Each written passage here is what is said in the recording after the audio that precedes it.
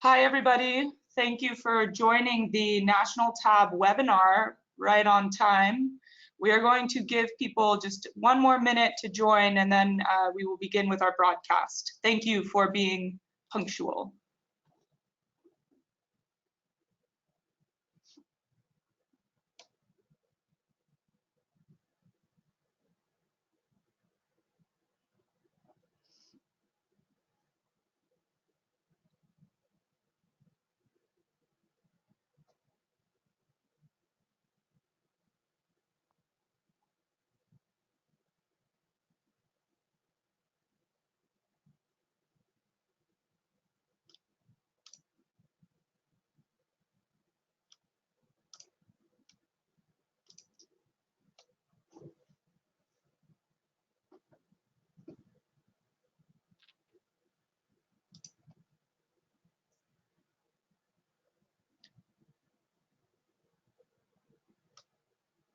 All right, let's begin.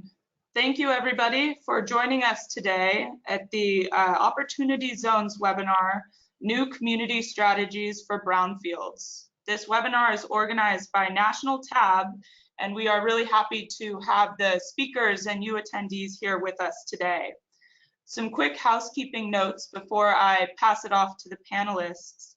We will be recording this webinar, and the slides will be circulated in a follow-up email. The webinar recording, as well as the slides, will be posted on CCLR's website, KSU's website, NJIT, and CDFA's websites. So if you have any difficulties locating, please be sure to follow up with CCLR or any of your tab providers. Another note, the slides are for download on the webinar console if you are interested in following along. Regarding questions throughout the webinar, we will be holding questions until the end, so please make sure you stay online with us until then. We will get to your questions.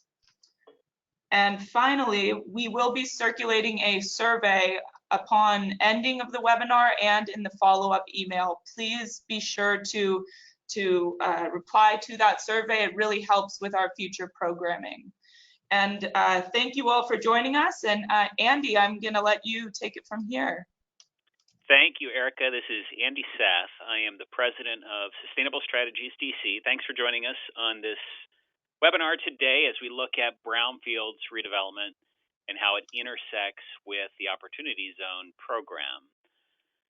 Again, thanks to the KSU Tab, CCLR, and CDFA for gathering us today. I'm going to go through just a little bit of background at the top of the webinar, and I'm going to moderate a discussion with three expert panelists who are doing some different interesting things in the Brownfield and Opportunity Zone world. But let me get started just with a little bit of history, just so that everyone's on the same page of what the Opportunity Zone incentives look like. And this program started in 2017, if you recall. It's got a couple of years of history behind it at this point. And what it is intended to do is to direct private equity investment in distressed census tracts across the country. So, and Tim Fisher from CDFA will go through this in a lot more depth, but it's to help spur those places that were struggling in the economic recovery and to give them a new source of funding to do economic development projects and to help raise incomes, to grow employment in those places. And the incentive, it's a tax incentive. So it's capital gains, and it's more than $6.1 trillion of unrealized capital gains that we're trying to unlock that have just been sitting out there ready for a program like this, we hope. And it's a couple of different benefits. We'll go through that in just a minute. And again, the outcome is that you're going to see struggling places improve, and you're going to see those capital gains investors be able to help those communities improve with the incentives that they'll realize. I'll walk through real quick the 3 benefits, and again, Tim, I think, is going to go into this a little deeper. But one is a deferral on your taxes. So if you've got capital gains that you're sitting on right now, if you invest them into an opportunity fund, you're going to be able to defer that money at the latest December 31st, 2026, or until you pull your money out of that opportunity fund if it's sooner than that. So that's the first benefit. The second benefit is what they call a step up in basis. So what this is intended to do is to encourage patient capital, long-term investment. So if you hold this money in for 5 years, you're going to get a 10% drop in your original capital gain.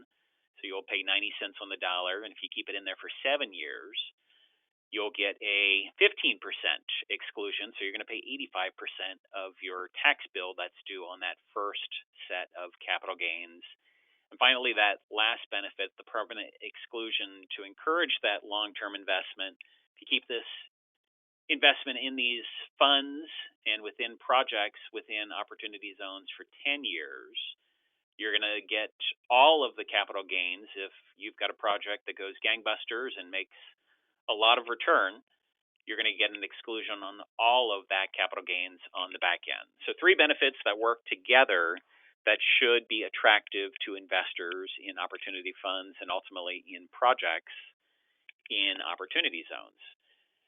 The big picture, and we've been looking at this for a while, is how does this relate to brownfields? And there were some concerns that the EPA communicated to the IRS and the Department of Treasury just to make sure that this was a tool that was complementary of the brownfield redevelopment efforts that are going on in these census tracts across the country. And yes, brownfields and opportunity zones mix very well. In what is going to be allowed, pre-development costs as you are planning vertical development in opportunity zones can be paid for with opportunity zone dollars.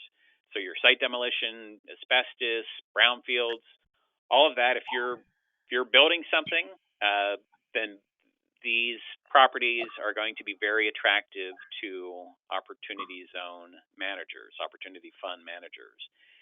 And again, Tim will look at this in some more depth, but there's just a couple of tests that if you're conducting a brownfield project that you'll need to pass to make that investment eligible. And one is the original use test, and one is the substantial improvement test. And if you've got a property that's been vacant for 5 or more years, as the guidance now stands, and IRS is looking for a little bit more feedback on this, but as it stands now, 5 or more years, you've got an original use, you have a project that doesn't need to pass anything more than that. You're good. If it's been vacant for fewer than 5 years, you're going to have to pass the substantial improvement test, which means you're going to have to put money into this project. You're going to have to double the basis of that building. And again, we'll go into this a little bit more, but that is just the second test that you'll have to walk through if you've got a property that's been vacant fewer than 5 years. There are opportunity funds that are being created across the country, and just a couple of websites here. These are available for you to download, but this is where you should be looking to find the opportunities that are out there for you. And again, I'm going to introduce the speakers for today in just a second, but we're going to look at 3 different angles of this. And we've got Tim from the Council of Development Finance Agencies. He's going to look a little deeper at where we've been, where we're headed. He'll look at the IRS guidance in more depth. We've got Jesse Silverstein from Development Research Partners, and he's going to be looking at how opportunity funds are a part of the capital stack as you're taking a look at brownfields redevelopment. And we've got Brandon Daigle from Flag Development out in Casper, Wyoming. And Brandon's going to give us a case study of how Casper is seeking to integrate its opportunity zone designation into its brownfield redevelopment plans along some parcels along the river in its opportunity zones. So with that, I'm going to introduce Tim Fisher. Tim As Director of Government and External Affairs at the Council of Development Finance Agencies, is focused on advancing development finance policy interests at the state and national level, as well as defending the interests of CDFA members on Capitol Hill. In addition to leading CDFA advocacy efforts, Tim authors the annual CDFA Volume Cap Report, the CDFA Federal Policy Agenda, and CDFA Federal Policy White Papers. Tim also coordinates CDFA research on microfinance and manages its international partnerships. So, Tim, if you could take it away and give us the latest on opportunity zones. Great, thanks, Andy. Let's get things started here. Oops, I just clicked away from it. Okay. So, thanks for that introduction. Sort of laid the groundwork with a good primer on what the tool is and how Brownfield projects can take advantage of it. Before I get into a little more of the nuts and bolts, I'm going to try to walk a fine line here that is both gives you up-to-date information on what is happening with the incentive, as well as covers some of the more basic information in terms of how the incentive works. So just a few opening notes here. There are 8,700 opportunity zones across the United States. They were nominated by state governors in early 2018, and each of those nominations were then certified by the Department of the Treasury in June of 2018. Whoops, how did that happen? Let's go back. There we go. Okay, so anyway, opportunity zones, as was mentioned, are low-income census tracts eligible for investments from opportunity funds. And it's important to note that this is all equity. Okay, none of this is debt financing. An investor realizes capital gains, and then they put that money within an opportunity fund, and then the fund then channels equity into projects or businesses within opportunity zones. There's not really any other process for this to work. Some funds are laying debt alongside of equity for their investments, but as in terms, I guess, just a basic fund operation, the fund itself can only put equity into projects. Also, the designations that have been made, this jumps back a step, but they are fixed and cannot be changed. So I've gotten a couple of questions from state, EDAs or from local officials wondering how they get a zone, or wondering if there's a chance to get a new zone in an area or get something redesignated. Unfortunately, that can't be done. It's set in stone, at least as is currently constituted, and it's going to be that way for the duration of the program. So, like I said a moment ago, capital gains are what is invested into a qualified opportunity fund. Okay, and those gains have to be invested within 180 days from the date or sale, the date of sale or exchange that created the gains. And then by doing this, this is where the incentive comes in. The incentive to investors to putting their money in a QOF is a 100% deferral on the taxable gain until the earlier of the sale of the investment or December 31st, 2026. Real quick, I'd like to also make a note of this December 31st, 2026 date. You'll hear it a lot if you're ever reading through anything that has to do with opportunity zones, because the program is designed to last exactly 10 years. By the structure of the bill that went through Congress, they could not go past 10 years without going past a certain budget threshold that the Treasury had, or not Treasury, that Congress had established. So this is a 10-year incentive. And as a result, all gains are going to be taxed at this December 31st, 2026 date.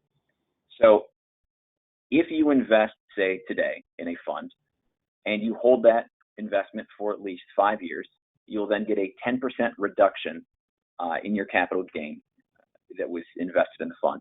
The assumption, or not the assumption, the actual way it works here is that you're assumed to start off with a zero basis, in the fund, and after 5 years, you get a 10% step up in basis, and then after 15 years, you get after 7 years, you get a 5% step up in basis, which amounts to a 15% reduction in the capital gains tax. So 5 years, you get a 10% reduction. 7 years, you get a 15% reduction. And then if you hold that asset past this 10-year mark, okay, you are then eligible to defer any appreciated value, or not just defer, to write off any appreciation on that investment in the fund. So the 10% and the 15% refer primarily to the investment itself that goes into the fund, and the 10-year number, the 100% reduction in capital gains, that's on the actual appreciation that you make from that investment in the fund. So move along here. So then, what is a qualified opportunity fund? How does somebody start one? Where are they, etc. So a QOF, it's easier than just saying qualified opportunity fund. A QOF is either a corporation or a partnership. It can be an LLC, but it has to be taxed as either a corporation or a partnership. Okay. It must hold at least 90% of its assets in a qualified opportunity zone property, and it must substantially improve, which is 100% of the adjusted basis, or really double your initial investment, the property. So qualified opportunity zone property then is either opportunity zone stock, opportunity zone partnership interests, or opportunity zone business property. And qualified opportunity zone business property is either tangible property that's used in a trade or business. It must be acquired by a QOZ, or excuse me, that's a typo, by a QOF after December 31st, 2017. And the original use of the property must commence with the QOF, or the QOF would substantially improve the property. So a couple of quick things to note on this here. The property itself must be acquired after December 31st, 2017. This incentive is designed for new businesses, for new projects. So if you happen to own a business in an opportunity zone and you have for a period of a decade or more, or just at least you owned it prior to this, really the passage of the Tax Cuts and Jobs Act in 2017, you are not eligible to receive any sort of a benefit from this, and no fund is going to invest in, well, a fund may invest, a fund may purchase the property from you, but you cannot see any true benefit from this incentive as it is constituted. So the other point to highlight here is that with the original use of the property commencing with the QOF, it sort of it makes things a little bit more challenging for, actually, I don't want to get ahead of myself. I think I'm going to talk a little bit more about this on the next slide. So let me just move along here. Okay. So first tranche here, the Department of Treasury released their first round of regulations on the opportunity zones incentives in October of last year, and they've referred to each of these regulations. They're the set of regulations that are released as tranches. So the first tranche here, it established that pre-existing entities may self-certify as a qualified opportunity fund using IRS Form 8966.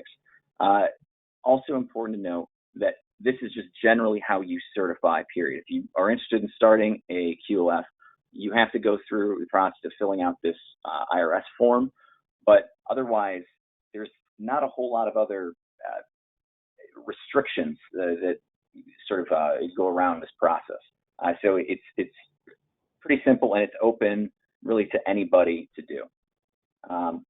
Only capital gains, such as those coming from the sale or stock of a business, they're eligible for the tax deferral.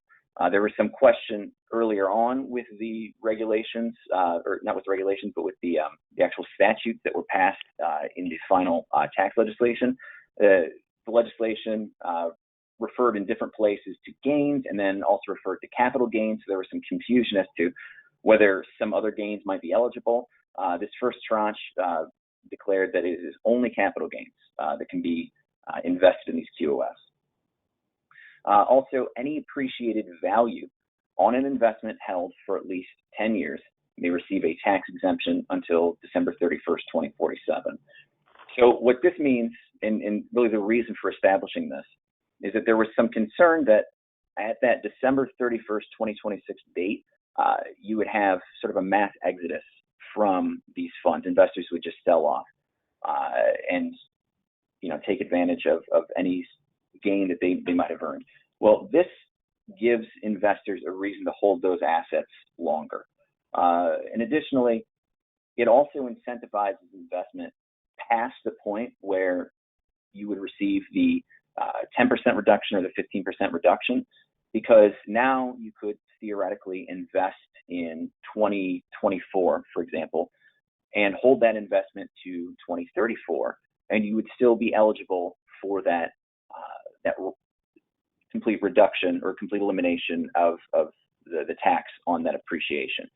You would not receive the 5 and 7 year step-ups in basis that would result in the 10% and the 15% reduction in your tax, but you could still write off basically the appreciation on that initial or on that investment.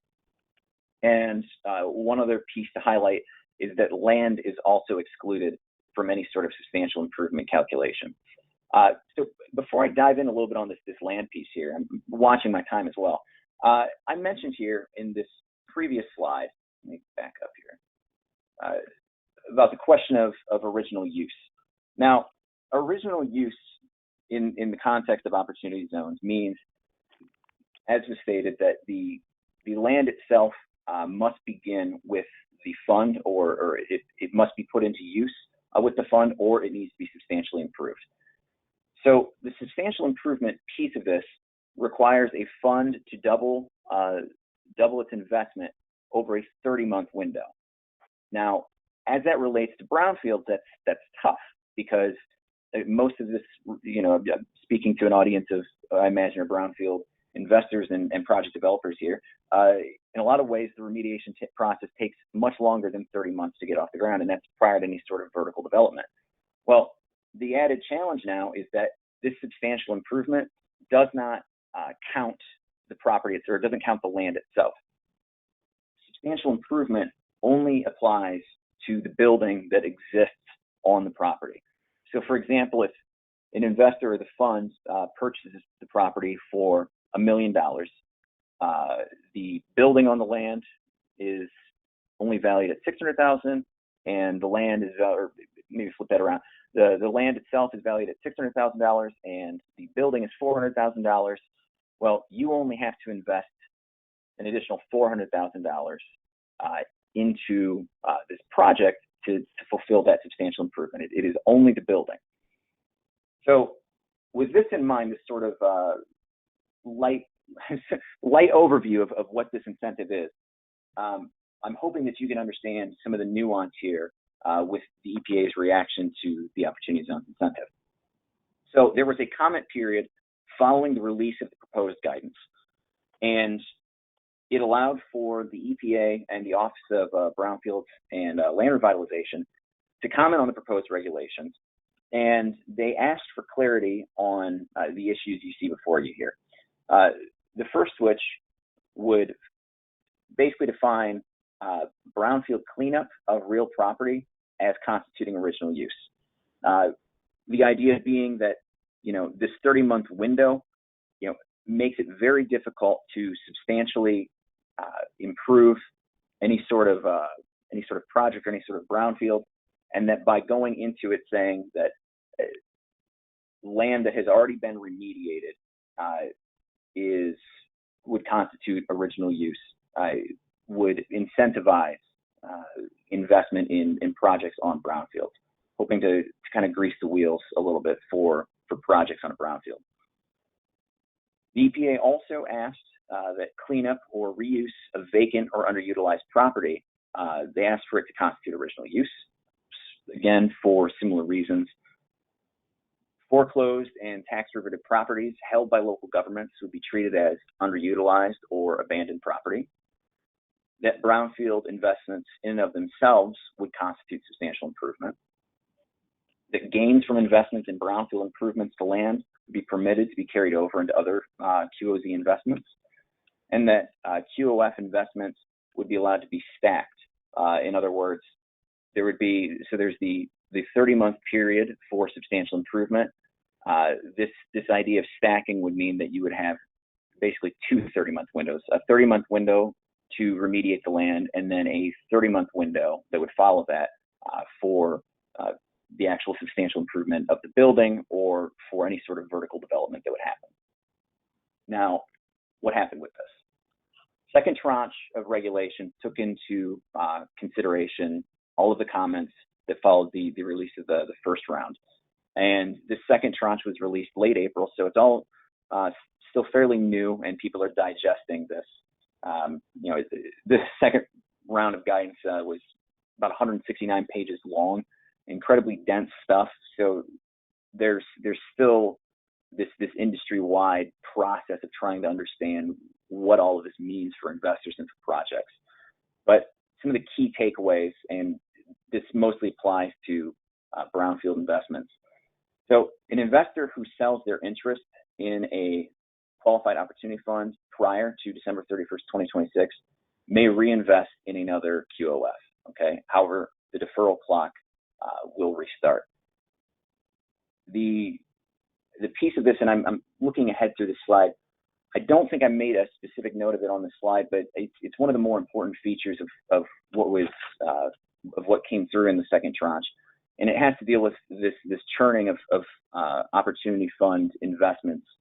You now, as a fund operator, you can sell your investment in, or I guess your stake in a qualified opportunity zone business or business property, and then you can reinvest the gains from that sale in another qualified opportunity zone business or business property within a 12-month period and still maintain all of the benefits. The clock, so to speak, is not restarted for the fund. While it is restarted, as I mentioned here, for an investor who's selling their interest in QF, for the fund, it continues rolling. The only caveat there being that if the fund itself is a pass-through entity, those gains they would be realized by the investors, and so they would have to pay a tax on those gains at that point. But otherwise, it does allow for a fund who potentially specializes in remediating brownfields to come in, remediate the land, then sell off, and then go somewhere else and still have the incentive apply. Second point here, and I mentioned this earlier, original use begins when a property is first put into use by a qualified opportunity fund. So unfortunately, as you read through the regulations, the original use components that the EPA were looking for, that being that, you know, a brownfield site would constitute original use, or the brownfield investments should count toward original use. The IRS did not accept those into their second tranche regulations here. This next point, I mentioned this, so at least while land can qualify as QOZ business property, if it is used in the active trade or conduct of business, unimproved land is not required to be original use or substantially improved. So this is something I'd mentioned earlier, but this is where it came from, with the second tranche. Also interesting to note here, point 4, leased tangible property can be treated as QOZ business property, and there is no original use requirement for leased property. This idea of involving leased property as opposed to the actual ownership came in large part from conversations about how you could finance tribal lands, because a lot of the projects that are done in tribal lands involve different lease structures, and so this at least opens the door for some of those projects to move forward.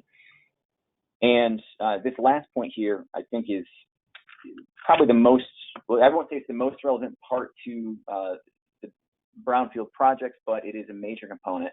The property that has been unused or vacant for an uninterrupted period of at least 5 years would qualify as an original use. So the EPA and the Economic Innovation Group, who was responsible for writing the legislation that became opportunity zones, they were looking for a 1-year period, so that a building or property that's been left vacant for a year would then qualify as original use and eliminating the need for substantial improvement.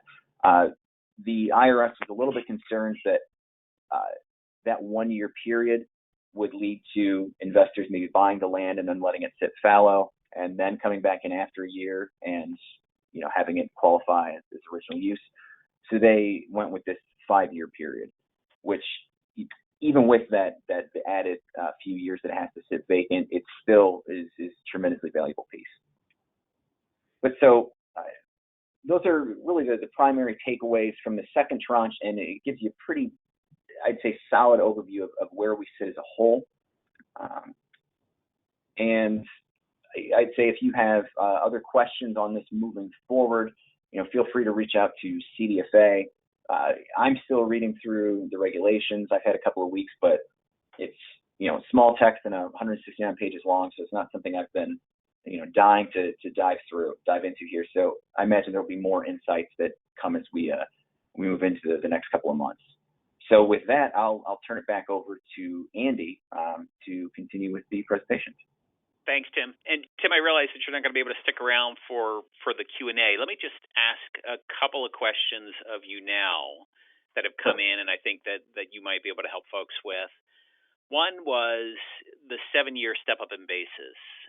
Is it established with the fund or with the project? Commencement of the project. Yeah, that's established with the fund itself. So if you sort of envision 3 different layers to this. The investors will put their money into the fund, and it's the investors that actually reap the benefit from that investment. They're the ones that receive the step up in basis, I'm sorry. That fund then invests into a business, an opportunity zone business property.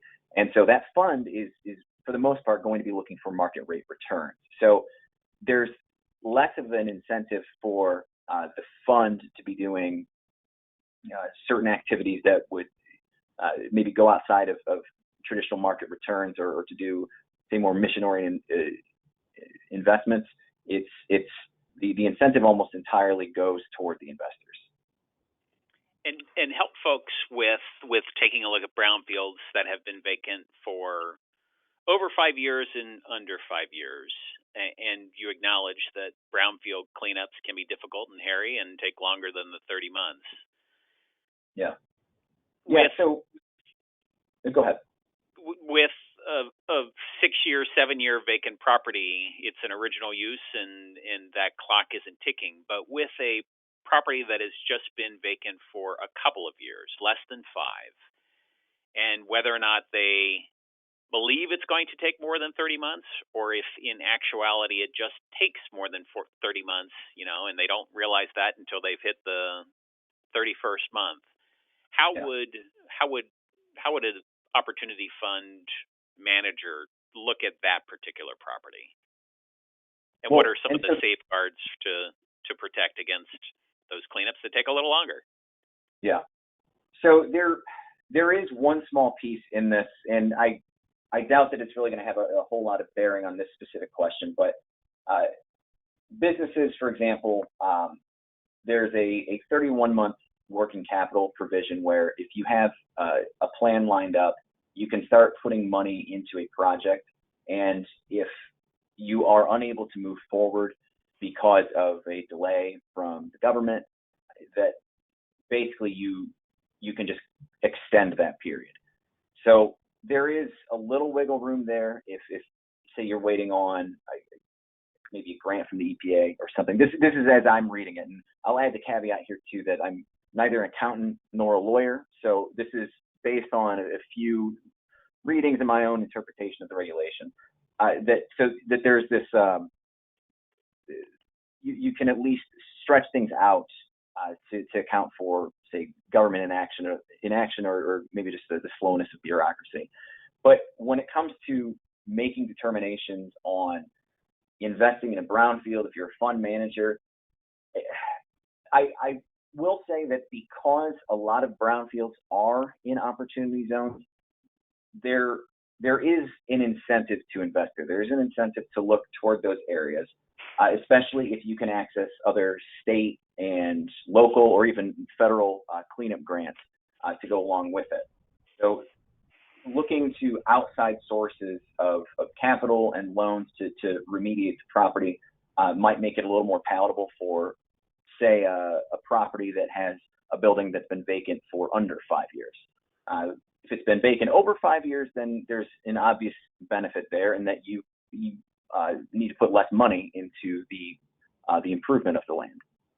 But I would say, on the whole, the OZ incentive does a lot of positive things in terms of what I would believe to be incentivizing brownfield development. Yeah, just to build on what Tim has said as well, that I believe that EPA is going to be reaching out to IRS and commenting on that provision within the guidance that suggests that if a government delay is responsible for you not getting to vertical development within those 30 months, I believe EPA is going to be suggesting that sometimes the approval process for certifying a cleanup can be a cause of that delay and providing some flexibility for brownfield development there. Yeah, thank you. So that's more the truth on this then. So there's still some time, and this is a good point to mention too. This comment window for the second tranche is open until I think July 9th, I want to say. So the EPA will be weighing in there. You've heard it, and there's certainly plenty of opportunity for other groups to weigh in on this. While you can treat these proposed regulations as final, at least most of them, that doesn't mean that they won't be reworked in some way by, say, September. There's a lot of rumors and thought that there will at least be one smaller set of regulations or guidance that comes out later in the year. So there's still a good chance that things might turn for the benefit for brownfields at least. Perfect. Thanks, Tim, so much. Yeah, thank you. So let me next introduce a longtime friend, Jesse Silverstein. Jesse has extensive experience in preparing real estate market studies, public finance analysis, and economic fiscal impact analysis for a variety of public, private development and redevelopment projects. Local and state governments, redevelopment agencies, and private investors utilize Jesse's advisory services to make critical decisions regarding real estate investment and economic development opportunities. We've got Jesse on today. Jesse's going to take a deeper look at how opportunity funds might be a part of a brownfield redevelopment. So, Jesse, the show is yours. All right. Thank you, Andy. And I think I just, hold on a second here.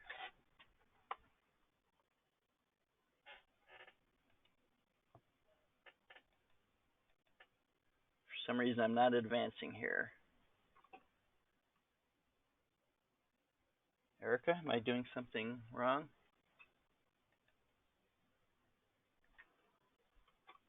Jesse, you should have control of it. Can you try again? I am trying it. Yeah, you have your mouse moving. That's all you. That's my mouse. Click it. Nothing happens. Can you try the keyboard? I tried that too. Okay, if you'd like, I can just advance it from my end. Very good. Why don't we do that? All right. Thank you. Thank you. Yeah, no worries. Yeah, hi. So I'm going to be talking about what to use these funds for. Funds are being put together for investors, and we just heard a lot about what it means to be an investor and the benefits and challenges of being an investor. But what these funds produce really is investment equity. So I'm going to take the position of looking at it as a community or a local developer, and how do I use this equity myself to make deals happen for my community? Do you want to advance? So the promise of opportunity zones, what the intent of this is, and the way I've interpreted it to take advantage of, is attracting capital into economically underperforming areas to boost local real estate and business investment activity specifically, to stimulate real estate development on vertical construction that supports local employment and housing. And that's really important because we're looking at investment property, and a lot of the terms we're using talking about substantial improvement and original use are tax accounting terms. And it is an IRS initiative, so we need to make sure that we're aware of that distinction. Most importantly is the intent to bring patient capital to slower paced local economies. What do I mean by slower paced local economies?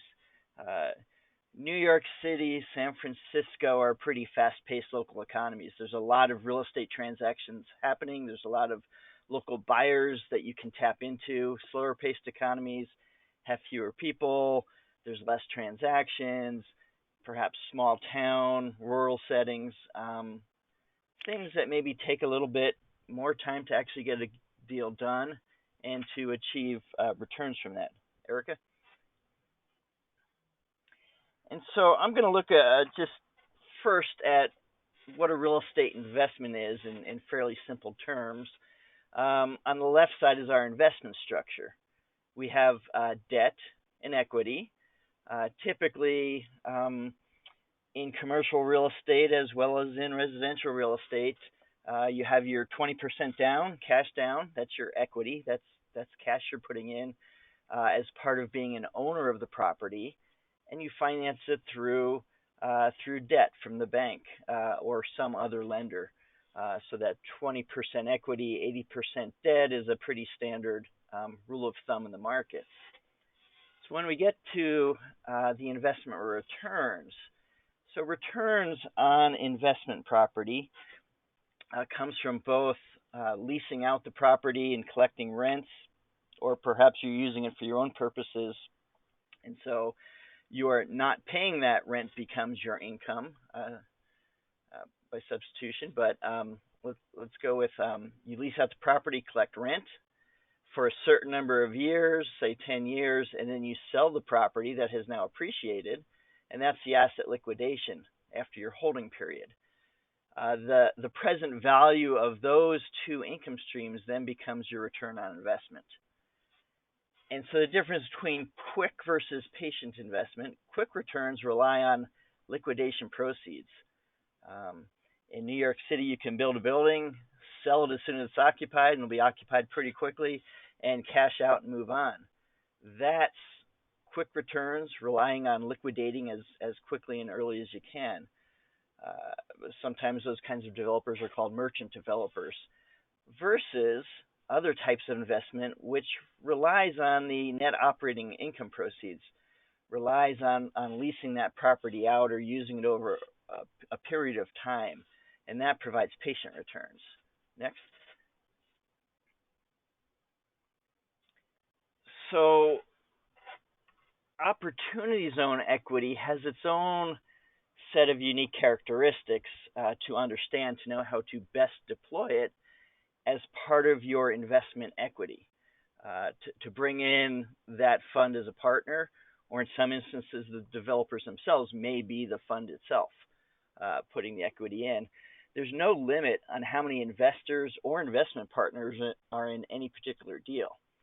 And when we start looking at who is investing in what quantities in a particular project, that's called your capital stack, and it represents all the funding that's coming in. There's no maximum or minimum on how much the Opportunity Zone Fund should comprise of the overall investment. And the funds, the Opportunity Zones, may actually just be a small percentage of the overall investment. And there's absolutely no restriction on the type or amount of other public or private investment that can be stacked with Opportunity Zone equity, including governmental incentives or co-investment. I like to talk about it. Rather than incentives, but governmental incentives might be tax waivers, sales tax waivers, tap fee waivers, things like that. Co-investment could be outright investment or providing land to that vertical development. And oftentimes local government contributions provide the necessary community buy-in when you're talking to funders or developers or other investors to lower the risk for all other funders and to grease the wheels. It's getting their buy-in. Next. So I put together a couple of examples of the role of opportunity funds in this.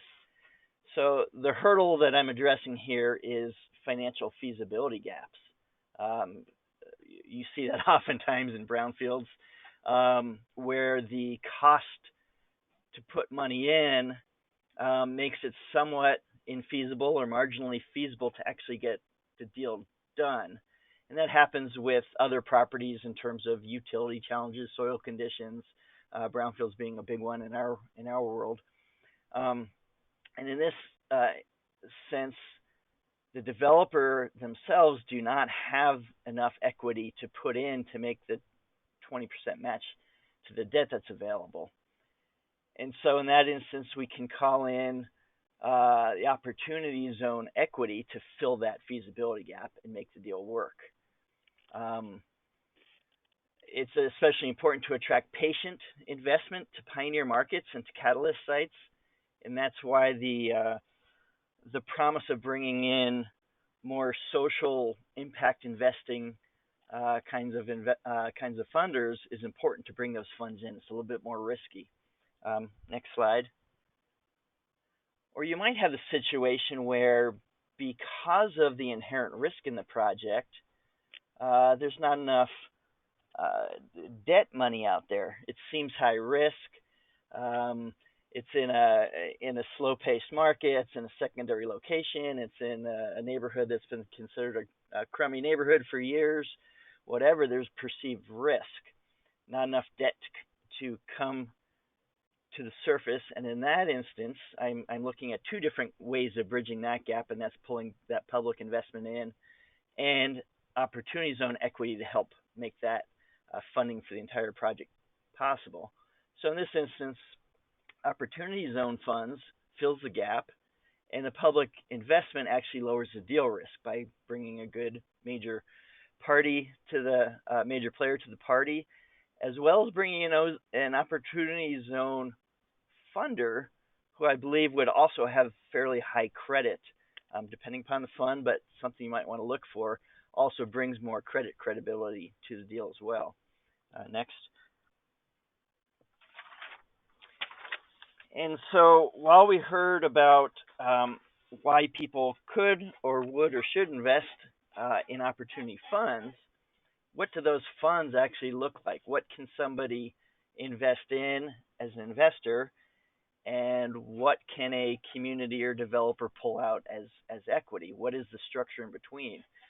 There's managed funds, and I've seen a lot of real estate investment trusts spring up, specializing in opportunity zones, and it seems to be a favored method right now, and that is a real estate investment trust is a company that solely invests in real estate, usually in a particular niche, and sells their stock on the stock market or in a secondary market to investors. So investors buy stock, as we mentioned, as an eligible activity. Then the REITs actually do the equity or do the development using that equity themselves.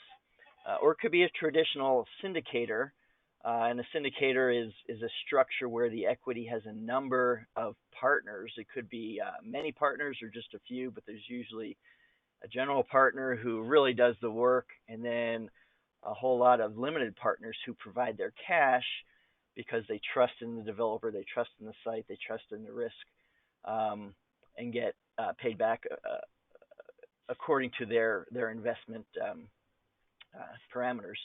And then there's community development finance agencies, and I apologize for not spelling these out. And depending on the part of the country you live in, you may have very active, numerous CDFIs, or you may have little, but they are authorized to act as opportunity fund managers themselves. And so they have a quasi-public purpose for economic development and real estate development.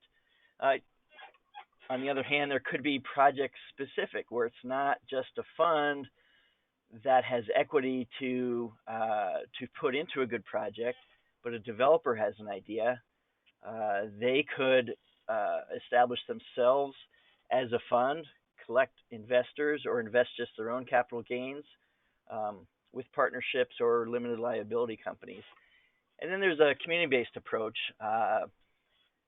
It seems that opportunity zones are attracting high wealth individuals and high wealth families. And I have down there possibly organized because it immediately springs to my mind of community foundations, which we tend to find everywhere, particularly in more rural settings where we have a lot of families that have been there for many generations and have their cultural roots in a place and like to pool their dollars to help preserve and build on what they already have there.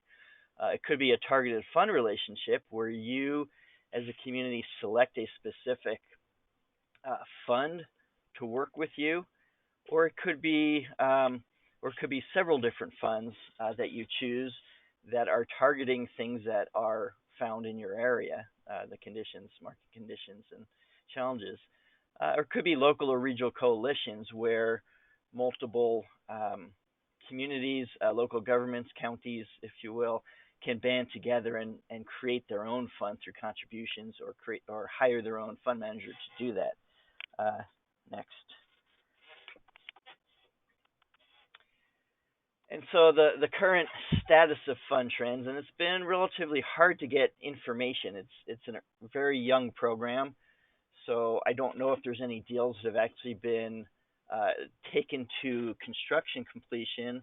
There are certainly a lot of deals that have been reported on as far as how the funding has come together, how the partners have come together, but there's no reporting mechanism out there as of yet. A lot of what's happening right now, I have here on the gimme sites and high momentum markets, when the states were allowed to choose and select opportunity zones, they were given free rein on a handful of sites in each state. And a lot of those states decided to pick out opportunity zones that were really low performing census tracts in very high performing areas. I'm in Colorado here in Denver. We have sites near the airport. We have sites near Boulder, which is a very active university town.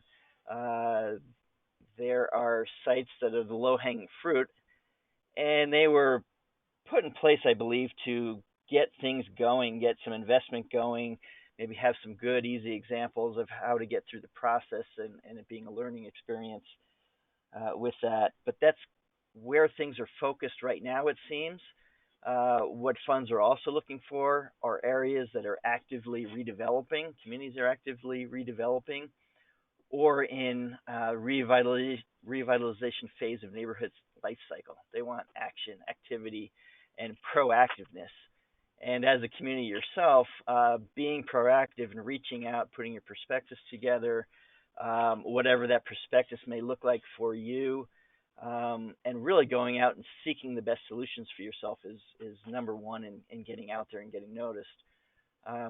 Opportunity zone funds have been readily accepted by the real estate community.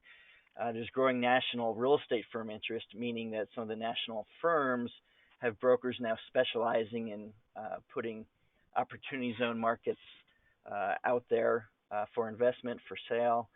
There certainly seems to be a whole lot of opportunity zone funds just starting up right now because funds want to make money and they want to get in the game. And, we'll see what we end up with a year or so down the road, but there's a lot of funds right now looking for places to focus.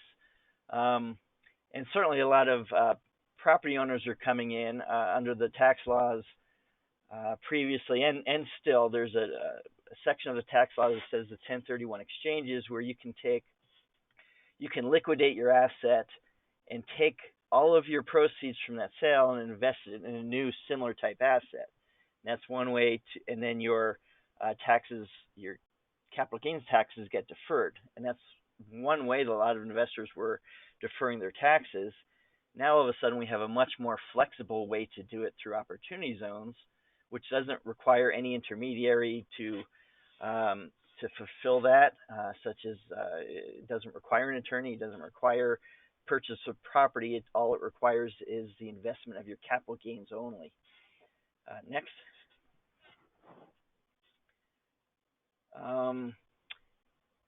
And as I had mentioned, investors that we're seeing right now are high wealth individuals, people that have a lot of personal tax to bear, that are looking for deferments, family investment offices, and those are basically investment houses that only have one client, and that is a very wealthy family. Think Rothschilds or maybe the Gates.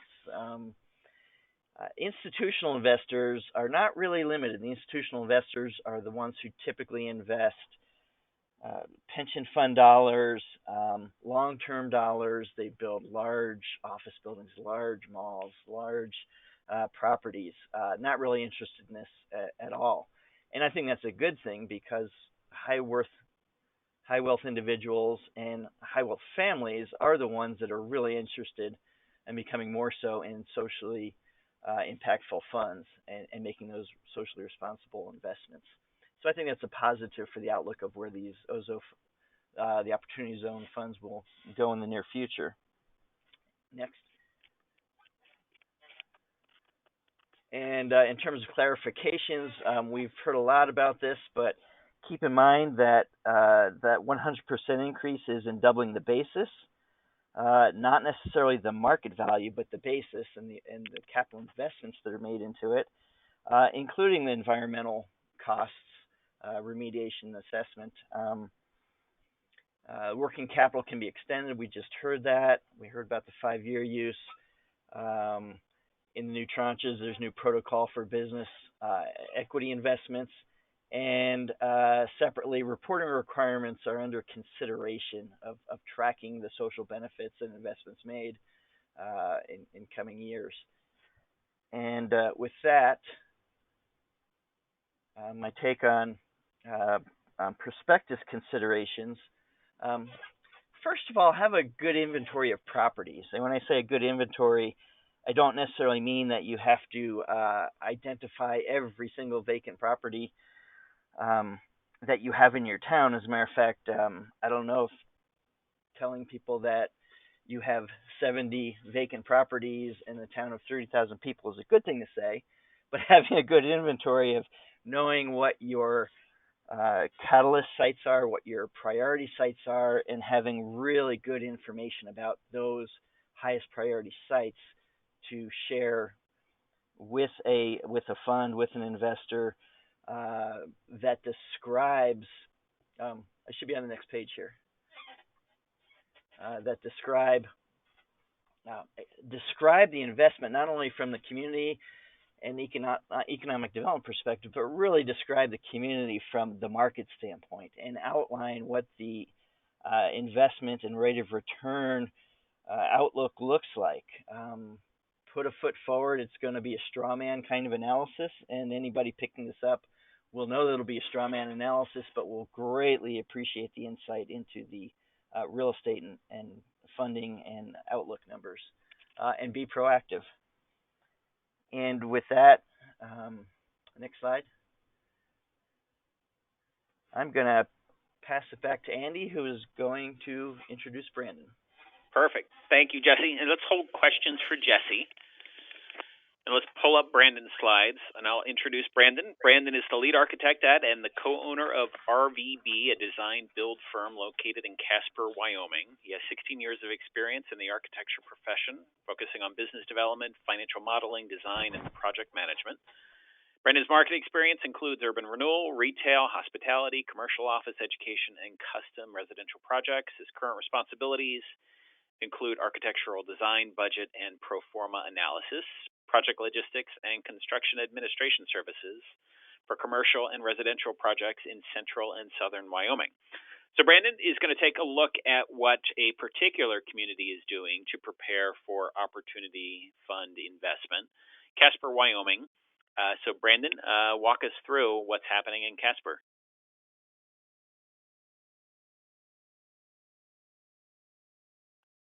Brandon, you might be on mute.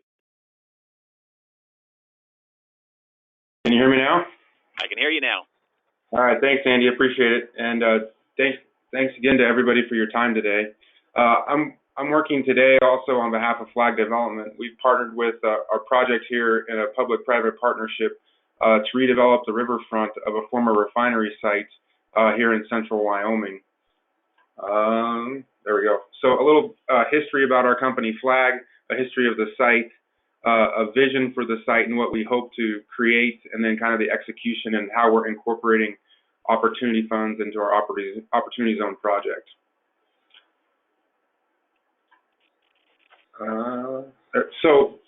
Flag Development, which I'm a principal of in concert with River Valley Builders, we were founded last year with an emphasis on commercial and residential redevelopment in both downtown Casper and then Old Yellowstone District, which is an urban renewal district on the western side of our downtown.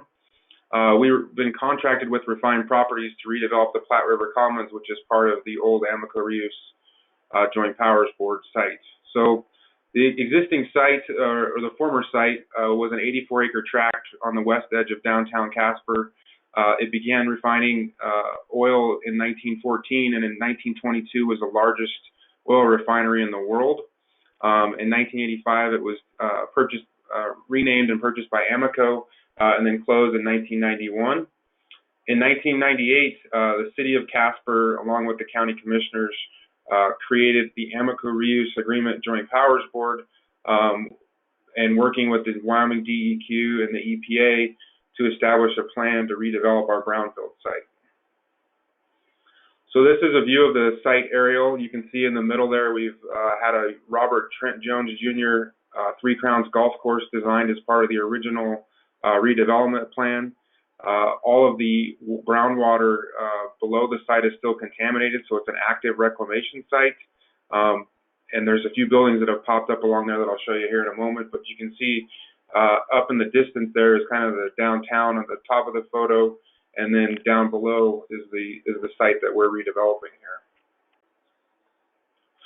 Here's some existing buildings that have been built on the site, a view from the clubhouse looking out towards Casper Mountain and the setting that we have. Also on the site is some medical outpatient clinics, our State Oil and Gas Commission, and a Wyoming Technology Business Center, which is an incubator building, which incorporated a former refinery building and turned it into a business center in partnership with the University of Wyoming. Throughout the project, like many of these projects of this scale, there's many partnerships.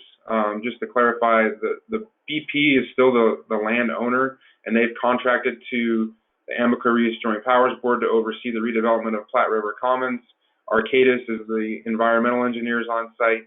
Refined Properties is the overall development developer of the site, and they've contracted to us as Flag Development, along with all these other partners, as we look to repurpose this site that's on the west edge of our downtown. And so our role is among many in order to make this project happen. So as a former board member myself, when I came off of the board, one of the things that I went back to the board with was a lack of vision for the site. And as an architect and a planner, it's important for me in the development world to be able to see and envision what the site might be. And the first important step for that is to do a market analysis to see what's actually feasible and reasonable to develop on the site. And so the Joint Powers Board engaged with KTGY, which is an architecture and planning company based in California, and also Economic Planning Systems, which does the economics of their master plans to ensure that what they envision will work in the real world, and specifically in more of a rural setting like ours. They looked at the service sectors and the trades, and looking at what are growing or shrinking in our economy, looking at Casper as it compares to Wyoming and our strength in both retail and healthcare, and also the educational hub of the state, playing on those strengths as we look towards creating a market analysis and targeting certain sectors of the real estate environment. And then looking again at employment growth over the past decade. This was information between 2002 and 2013. Again, looking at the strong growth in healthcare and accommodations, food service, and hospitality industries, and also the educational services in our sectors here in central Wyoming.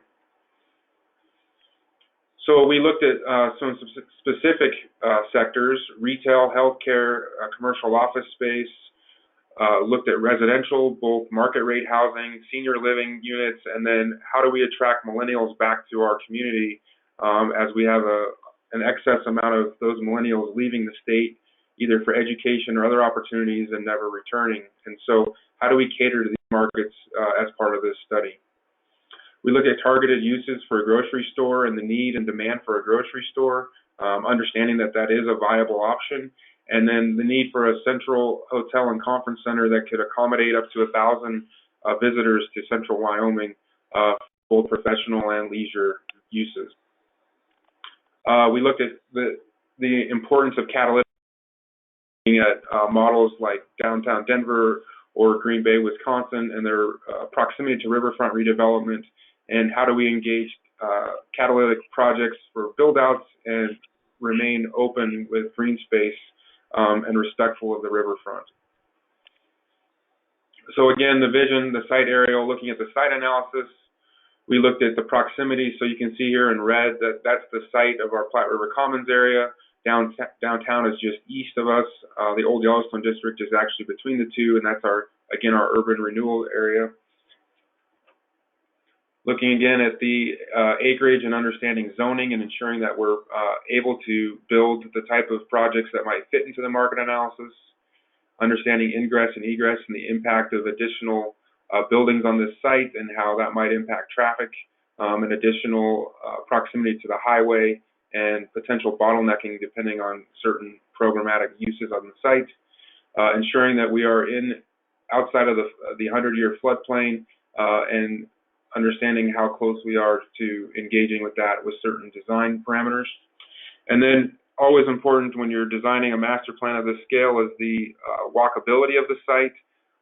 On average, people are willing to walk a quarter of a mile. Some people will walk 10 minutes up to a half a mile, but recognizing that our site would require nodes of development that people might actually drive from certain areas of the site from one end to the other. And so we developed west side, midtown, and downtown areas with preferred secondary and alternative options to allow the master plan to be flexible depending on market conditions and investor interest. So we developed 3 master plans, again, with those 3 pieces in mind. This example shows senior housing on the western edge, an innovation district, which would be a partnership between our higher education partners and the local business community, and then retail sector there on the eastern edge, adjacent to our downtown. This option here shows a hotel and convention center option on the west edge and a reconfiguration of the roadway, taking note that we have actually proposed to redesign the loop in order to open up more development area against the riverfront, which is more valuable. And so doing a cost analysis of what that might look like and a return on investment for the Joint Powers Board and BP. And then the final option incorporates an indoor-outdoor sports facility, recognizing that sports tourism and recreation is a large industry in our state, and our geographic advantage being in the center of the state allows us to potentially build a large indoor sports facility. So the scenarios that we went through, they start to look like this, where we have active engagement with the river, incorporating retail and other uses along the riverfront, open green space to incorporate a potential for residential development should the site be cleaned up to appropriate levels for overnight habitation on the site. And again, looking back towards downtown, what it would look like from a rooftop balcony of a second-story retail component. So we identified priority projects as part of this master plan. The Oil City Center is our hotel and conference center, an indoor field house, as I mentioned, mixed-use retail, a grocery store, and an innovation district. Jesse pointed out that it's important to prioritize projects, and so this is the list that we've come up with. But again, these are long-term projects that don't happen overnight on a brownfield site, and so we're looking at a strategic plan of how we implement these over the course of the next 5 to 10 years. And how we incorporate opportunity funds into particular projects as they are necessary. So this is the Oil City Center, which is actually just on the eastern edge of our site. You can see it engages with the riverfront. There's a new pedestrian bridge that connects to the existing infrastructure that we have. There's a potential here for additional residential development that would occur, and then being kind of a catalyst of the riverfront towards the downtown corridor of Casper. The second project that we're working on is an indoor field house. We've been looking at the capital stack for this and looking at a partnership with both the city and the county and the Recreation Joint Powers Board here, and then also looking at capitalizing on state business council funds that may help with infrastructure improvements on the site. We also, through the master planning process, created some precedents for aesthetics, hoping to incorporate a common theme as we look across the site, but as we start to talk to developers, help them realize the vision of what we're hoping to achieve on this site. So as we developed the master plan, that was focused specifically on the Platte River Commons.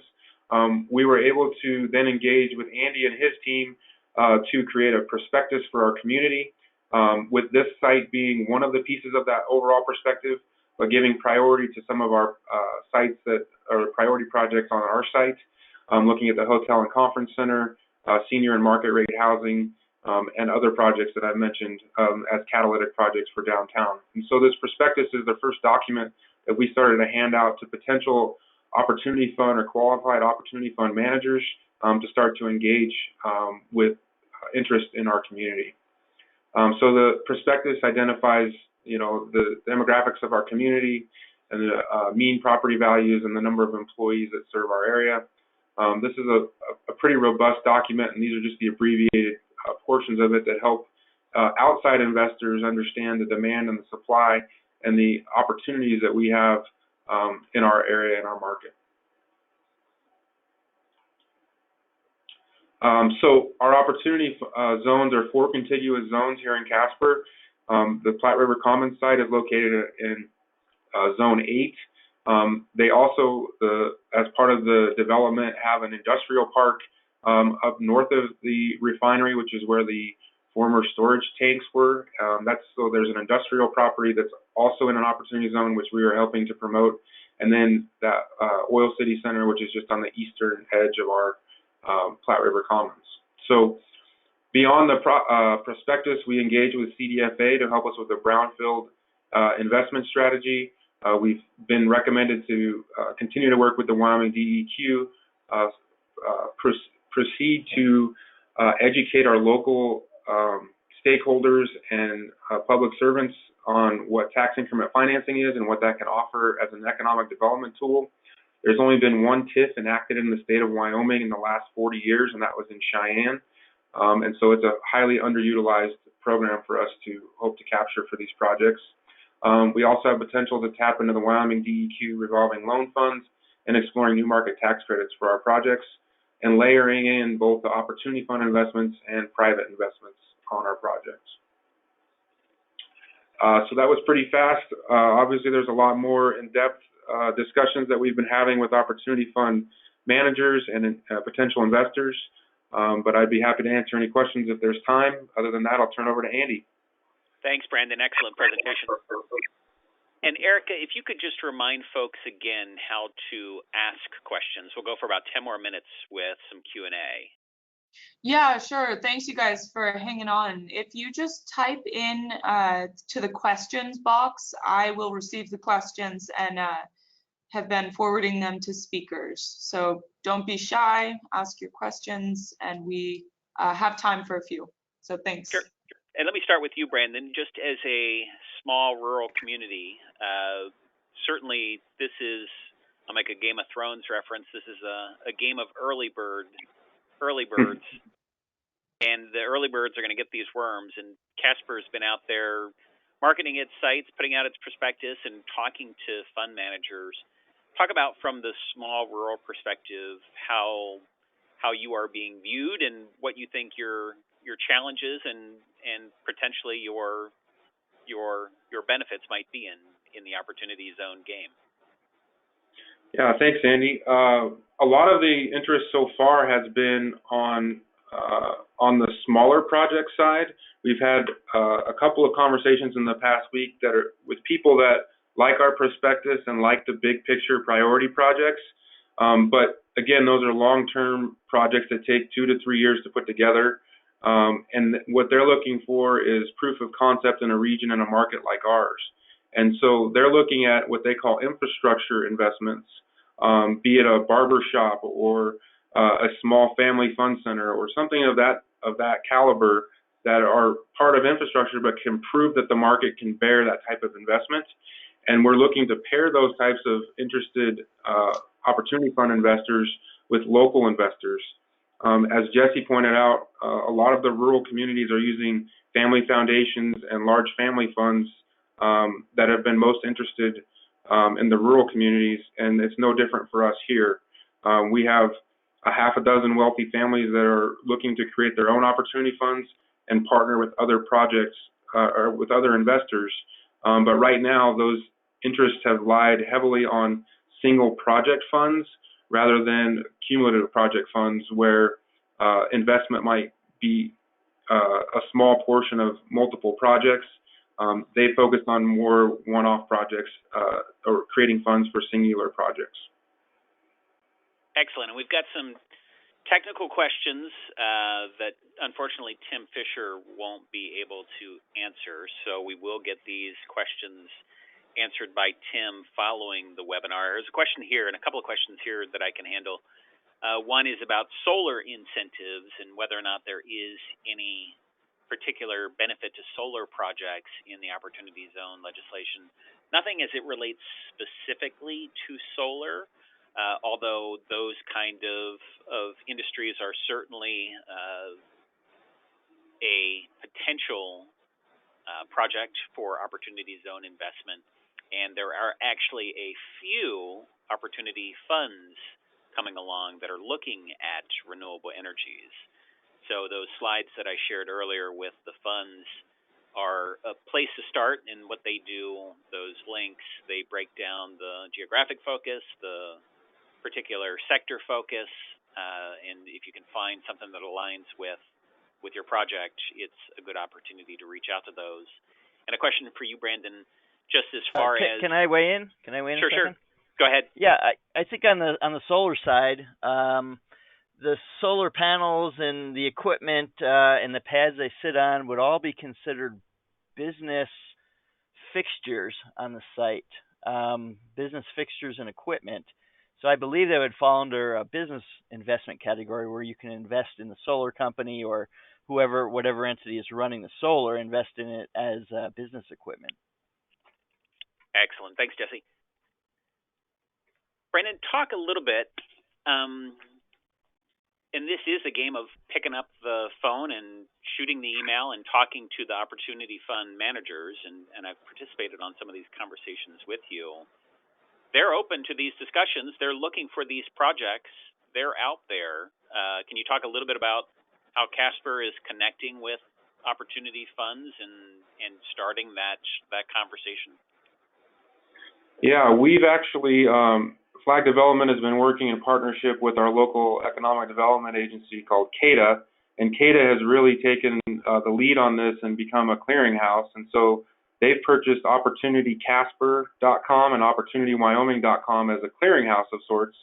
And we've actually started to partner with Brownfields, online Brownfields clearinghouse websites as well, to put our name out there. And so as those calls come in, CADA has been directing them to the different landowners that have identified Opportunity Fund eligible projects, not only our site, but adjacent properties around us. And so it's really been our local CDE that's taken on the active role in that. And actually, throughout the state, they're the leaders in the state of Wyoming. And so we've seen other states take a lead from the state role, but in these rural communities, we've seen local CDEs take on that active clearinghouse role for us. And like you said, it's a matter of returning calls and being proactive. We've had 3 calls with a potential investor out of DC already, who's actively looking to focus on rural development. And so it's looking for those funds that are looking for those niche markets like ours. Jesse, a question for you as it relates to brownfields. And the question says, so does a brownfield site have to have a building on it to redevelop to use ozone opportunity zone funding? If not, will you reiterate the requirements if land is being remediated and how it qualifies for opportunity zone funding? You want to handle that one? Sure, and you can jump into if there's something I Yep. miss. So the opportunity zone is what's eligible for opportunity zones is the buildings, not the land, and it's separated that way through the taxation system through tax accounting. Land is considered separately from the building itself. Opportunity zone funds are meant to provide equity to buildings themselves. Now, they will also fund new construction or renovation, adaptive reuses of existing buildings. So if you're buying land to build a building pretty quickly, then that all fits under a good opportunity zone scheme.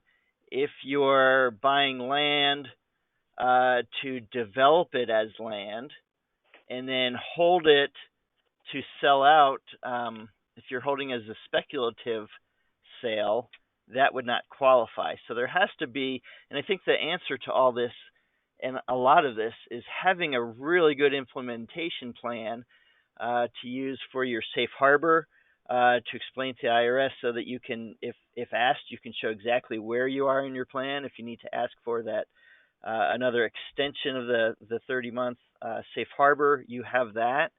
And so I think as part of that plan, if you build it in your timeline of when you're going to do things, that's going to show that you're actually putting vertical construction on the site itself. Yep, and this is Andy. The goal here is vertical construction. Brownfield cleanup for the sake of brownfield cleanup is not something that is eligible for opportunity zone investment alone, nor would it be attractive to fund managers likely anyway. But Jesse, as far as if you are heading toward vertical development on a brownfield property, can you talk about pre-development costs and how they are something that can be part of the structure of what you're spending monies on? Sure, because anybody who does any kind of development knows there's a lot of due diligence, and particularly on brownfields, you're going to have environmental assessment costs and engineering plans, cleanup plans, things like that. The way I'm understanding it, because those are budget items for building the buildings, right? You got to prepare your site. You got to make sure that it's buildable on.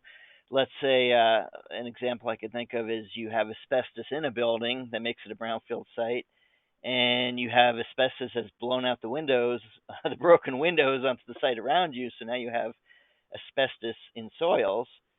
That may require two different kinds of cleanup to make the site, the building, available for reuse, for adaptive reuse and cleanup.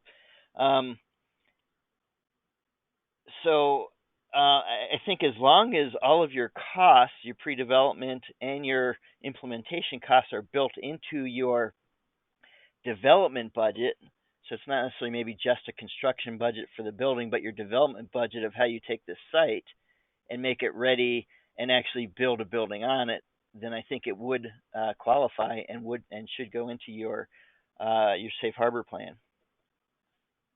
Exactly, and we're a few minutes over, so I'm going to wrap up the webinar. And again, a few folks have asked some questions that we will return some answers to you. So thank you for hanging in there.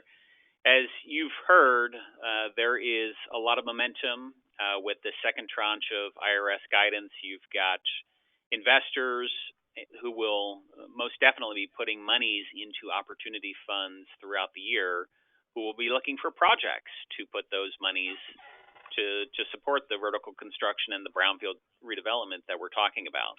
So there's no time like now to get into this game. It's communities like Casper who are out there, who are doing all of the early work, who are making connections with fund managers and pitching their projects that are going to be attractive for these funds. So to the extent that you have not characterized what you've got and promoted the opportunities that exist in your census tracts, get on that, just because there's going to be a lot of activity in this world. Those links that I shared earlier are where these funds currently exist, and more are coming online every day. So the world is yours. Brownfields are certainly a part of this puzzle as people figure out how to put the monies from the funds into the projects. So you need to be proactive and get out there, as Brandon said. So thanks for participating today. There is a survey that will pop up in just a minute. So we encourage you to fill that out. The slides will be sent to you, and there's going to be an archive of the recording as well that will be on the co-sponsors' websites. So thanks, everyone, for joining us today, and we look forward to talking to you some more.